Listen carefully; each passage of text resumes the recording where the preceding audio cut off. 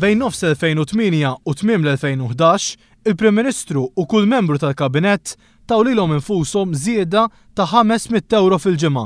B'mod totali, Lorenz Gonzi u kull Ministru u Segretarju Parlamentari ħadu b'kollox ftit aktar minn €90,000 f'żiediet biss fuq is-salarji tagħhom. Nhar it-tnejn il-Viċi Kap Nazzjonalista Simon Busuttil iddikjara li l-Kabinett kien ħallas lura dawn iż-żiediet kollha sa tmiem is-sena li għaddiet. Iva, jiena informat illi ħlasijiet illi ttieħdu minħabba din il-kwistjoni tħallsu lura kollha sal-aħħar tas-sena illi għaddiet. Madankollu nhar it-tnejn Simon Busuttil ma tax ċifra eżatta ta' kemm ingħataw flus lura.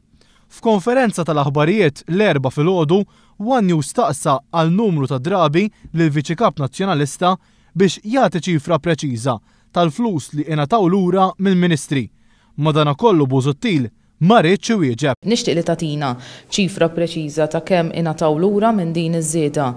Nixtieq li tagħtina ċifra ta' kemm ingħataw lura minn dawn il-€91,000. Mela ħalli nwisbek, ara, dwar iċ-ċifri fuq l-onorarja m'għandix ċifri f'idejja għaliex evidentement is-suġġett ta' din il-konferenza tal-aħbarijiet mhuwiex l-onorarja imma hija kif u min jista' jiggarantilek ix-xogħol. Jista' jgħidilna l-Ministru forsi ħabba li kien parti mill-Kabinett. Nissuġġerilek illi tikteb lill-Uffiċċju tal-Prim Ministru u jgħidlek eżattament l-ammonti illi tħallsu lura minn kulħadd. Ħalli nwiġbek jien, għax inti l-mistoqsija għamilta lili. Lema fl-assenza pers li għandna Ministru fil-Kabinett li ħa minn dik iż-żieda. Tista' tgħidilna kemm irritornajt lura intu l-Kabinett? Inti għamilt il-mistoqsija, issa permettili nwiġibha. Ministru, tista' tgħidilna kemm tajt lura mill-flus mistoqsija oħra. Peress li flimkien għall-konferenza tal-aħbarijiet ma' Simon Busuttil kien hemm preżent il-Ministru Tonio Fenech, wieħed mill-Ministri li ħaż żieda ta' €500, One News għamel l-istess mistoqsija lilu, iżda minnu fih daħal fin-nofs Simon Busuttil. Forsi tgħidilna tispeċifika kif talbetek il-kollega tiegħi u ma tkellimx dwarha dwar l-ammont partikolari speċifiku li tajtu lura mill-€91,000 kull wieħed il-ħattu bħala Ministri fiż-żieda li mbagħad qed tgħidu li kien żball il-mod kif saret, ittina ċifra kemm tajtu lura, kemm tajt lura inti l-ewwel nett, l-ewwel mistoqsija tiegħi. Fuq dik il-mistoqsija diġà weġibtien u r-risposta. Ġifieri il-Ministru Tonio Fenech li huwa l-Ministru tal-Finanzi ma jridx iwieġeb fuq dan. Jekk jogħġbok, staqsi lill-Uffiċċju tal-Prim Ministru u jagħtuk id-dettalji li sal-aħħar tas-sena d-dieħla is-sena li għaddiet kollox tħallas lura. Staqsi lill-Uffiċċju tal-Prim Ministru. Huwa evidenti illi jiena u lanqas Tonio m'għandniex il-figuri hawnhekk, okay? Imma id-differenza bejnek u bej Dr. Tonio Fenech hija li inti m'intix Ministru.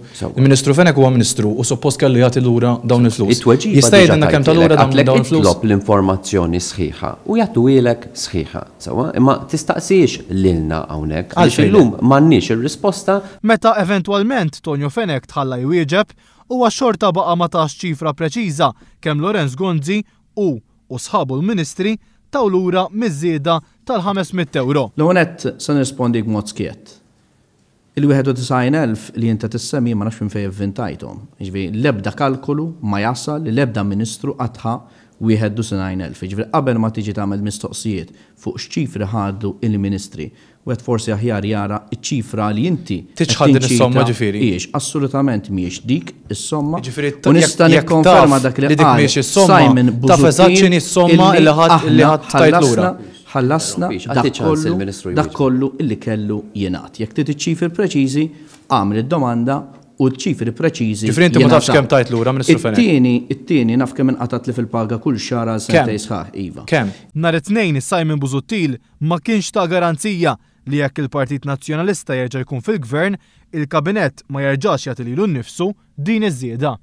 Intant il-Ministru tal-Finanzi Tonio Fenech kien mistoqsi wkoll dwar l-allegazzjonijiet maħruġa fil-ġurnali li persuni qrib il-politika irċivew rigali mingħand in-negozjant George Farrugia, il-persuna li ngħatat il-maħfra presidenzjali, fejn huwa qal li jekk jinstab li dan kien minnu, dan għandu jitqies bħala parti mill-iskandlu taż-żejt. Dwar il-kwistjoni ta' jekk hemmx individwi fl-Malta li ħadu xi rigali, irrid ngħid li jiena m'għandix dik l-informazzjoni, jekk il-pulizija tafżana li kien hemm persuni, allura jittieħdu il-passi kontra dawk il-persuni, jiena nifhem jekk ħadu regali ifisser li kienu parti mill proċess ta' korruzzjoni nifisa u qed nistenna li fil-każ anki il-pulizija taġixxi fil-konfront tagħhom.